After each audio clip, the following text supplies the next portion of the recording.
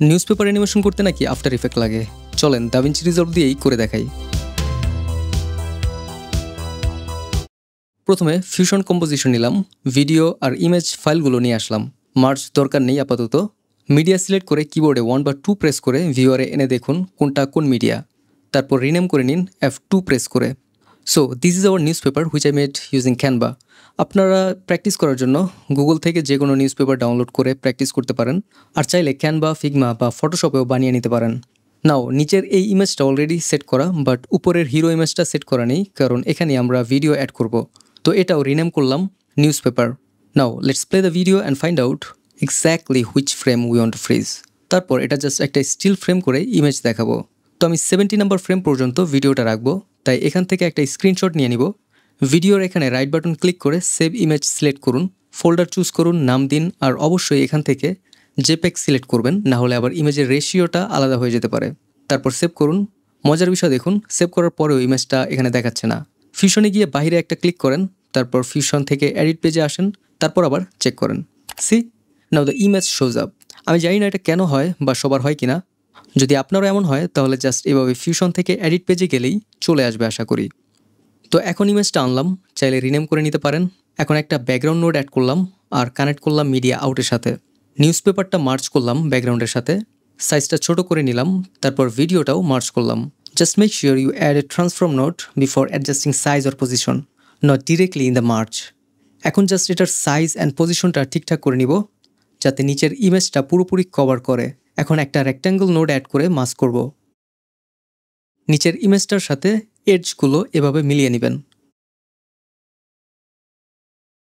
নাও স্ক্রিনশটটাও March করলাম, but এটাকে আর আগের মতো আমাদের পজিশন অ্যান্ড সাইজ ঠিক করার দরকার নেই।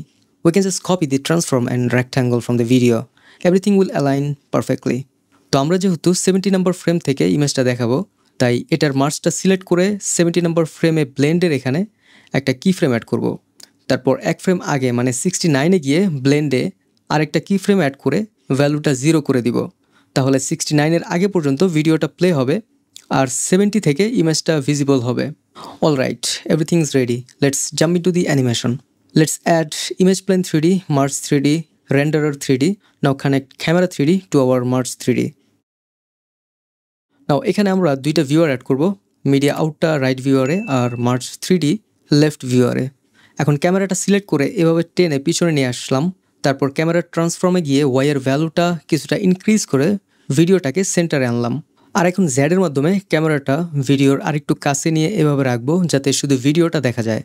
তো 0 নম্বর ফ্রেমে জ্যাডের এখানে একটা কি ফ্রেম অ্যাড করলাম, তারপর 70 নম্বর ফ্রেমে গেলাম, কি ফ্রেম অ্যাড করলাম, এখন 80 নম্বর ফ্রেমে গেলাম অ্যান্ড অ্যাগেন কি ফ্রেম অ্যাড করলাম, আর 80 নম্বরে ভ্যালুটা ইনক্রিজ করব। এখন নিউজ পেপারটাও দেখা যাবে।